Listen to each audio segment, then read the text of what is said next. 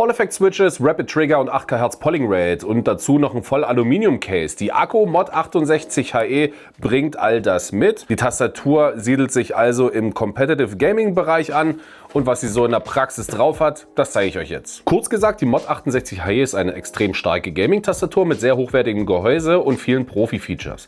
Aber sie ist nicht perfekt und vor allem bei Keycaps und Software gibt es klare Schwächen, über die man sprechen muss. Die Mod 68 HE setzt auf ein 65% Layout. Das bedeutet keine F-Tasten, kein Numpad, aber dafür Pfeiltasten und eine sehr kompakte Breite, was vor allem beim Gaming mehr Platz für die Maus schafft. Mit rund 31,6 cm Länge, gut 10 cm Tiefe und etwa 4 cm Höhe bleibt sie sehr kompakt. Trotzdem bringt sie über 1 Kilogramm auf die Waage und das merkt man auch. Die Tastatur liegt extrem stabil auf dem Tisch und verrutscht selbst bei hektischem Gameplay nicht. Das Gehäuse besteht vollständig aus Aluminium, was man sowohl optisch als auch haptisch sofort merkt. Nichts knarzt, nichts gibt nach und das fühlt sich einfach deutlich hochwertiger an als typische Kunststoffboards in dieser Preisklasse. Zusätzlich setzt Akko hier auf ein sogenanntes Gasket Mount Design. Das bedeutet, die Plate ist nicht starr mit dem Gehäuse verschraubt, sondern auf weichen Dichtungen sitzend. Und das sorgt für ein weicheres Tippgefühl und eine insgesamt angenehmere Akustik.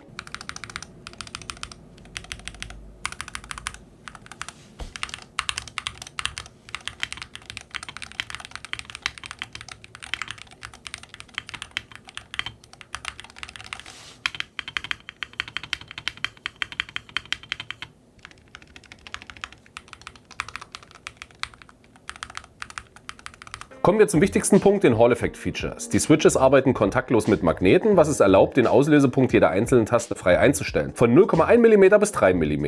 Und zusätzlich gibt es auch Rapid Trigger. Dabei wird die Taste nicht erst beim vollständigen Loslassen zurückgesetzt, sondern sofort, sobald man den Druck minimal verringert. Gerade bei Shootern sorgt das für extrem schnelle Richtungswechsel und präzisere Bewegungen. Dazu kommt eine Polling Rate von bis zu 8000 Hz, was die Eingabeverzögerung weiter reduziert. In Kombination fühlt sich das Gameplay extrem direkt an. Besonders bei movementlastigen Games wie Counter-Strike, Valorant oder Fortnite. Akko bietet außerdem Features wie Snap Key, also Priorisierung der zuletzt gedrückten Richtungstaste, Dynamic Keystrokes, bei denen mehrere Aktionen auf einer Taste je nach Drucktiefe liegen können und Mod-Tab-Funktionen, bei denen die Taste je nach Tippen oder Halten unterschiedliche Aktionen ausführt. Und das ist alles klar auf Competitive Gaming ausgelegt. Verbaut sind hier die Akko Astro Aim Hall Effect Switches. Sie sind linear, relativ leichtgängig und lassen sich sehr präzise einstellen. Das Tippgefühl ist insgesamt weich, aber trotzdem stabil. Durch das Gasket Mount wirkt nichts hart oder metallisch, sondern eher gedämpft und kontrolliert. Soundtechnisch bewegt sich die Mod 68 HE eher im tiefen und soften Bereich.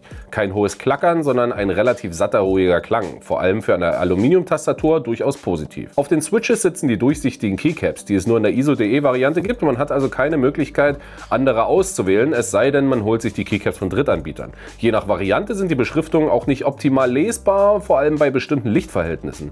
Außerdem sind es keine hochwertigen PBT-Keycaps, was bei den sonst sehr hochwertigen Gesamtpaket etwas enttäuschend sind. Auch die Schriftart auf der Tastatur finde ich nicht optimal gewählt und sie ist nicht gelasert, sondern mit Siebdruck aufgedruckt, was dann natürlich auch für die Lebensdauer fragwürdig ist. Je nach Version gibt es die Mod 68 HE entweder kabelgebunden oder mit zusätzlichen 2,4 GHz Dongle und Bluetooth. Die Wireless-Variante bringt auch einen sehr großen Akku mit, was für lange Laufzeiten sorgt. Wichtig zu wissen ist, dass die volle Polling Rate es nur im Kabel- bzw. 2,4 GHz Modus gibt. Bluetooth ist eher für Office oder Casual Gaming gedacht.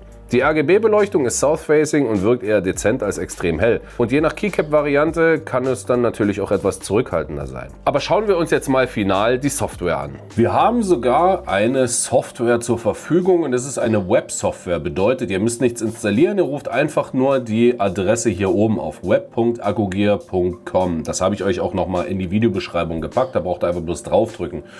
Und ich muss sagen, die Software ist, naja, sehr unübersichtlich. Auf der Hauptseite haben wir die Möglichkeit, unsere einzelnen Tasten mit neuen Funktionen zu belegen, Magnetschaltereinstellungen zu tätigen, beispielsweise den Auslöseweg einstellen. Wir haben die Möglichkeit, auch die Rapid Trigger Sensibilität einzustellen und natürlich das dann auch verschieden für runter oder runterdrücken und wieder loslassen.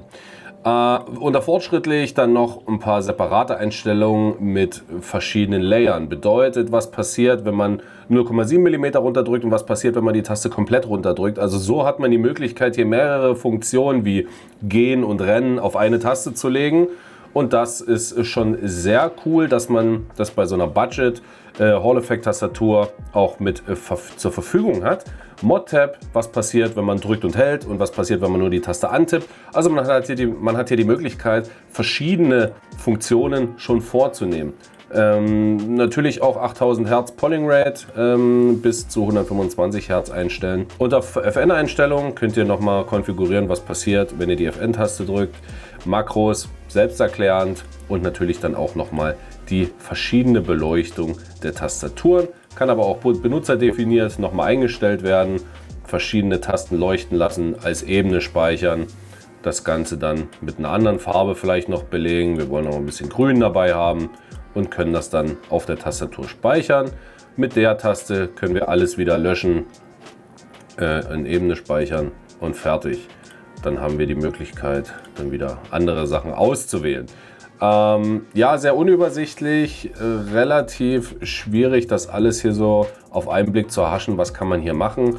Da wünsche ich mir auf jeden Fall nochmal ein Design-Update. Also die Mod 68HE richtet sich ganz klar an Gamer, die maximale Performance wollen und sich definitiv mit ihren Einstellungen beschäftigen. Unterm Strich bietet euch die Mod 68HE volle Performance und Qualität für diese Preisklasse. Voll Aluminium Case, Rapid Trigger, 8K Hertz Polling Rate, you name it. Also das ist schon ein sehr rundes Paket.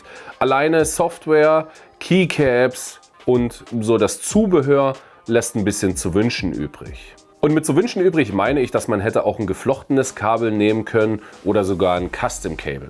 Und natürlich auch nochmal eine andere Auswahl an Keycaps. Wenn euch das Video gefallen hat, lasst mir doch gerne ein Like und ein Abo da, damit ihr keine weiteren Reviews mehr hier verpasst. Und dann sehen wir uns im nächsten Video. Produkt habe ich euch natürlich auch unten verlinkt. Und ansonsten bis demnächst. Macht's gut und tschüss.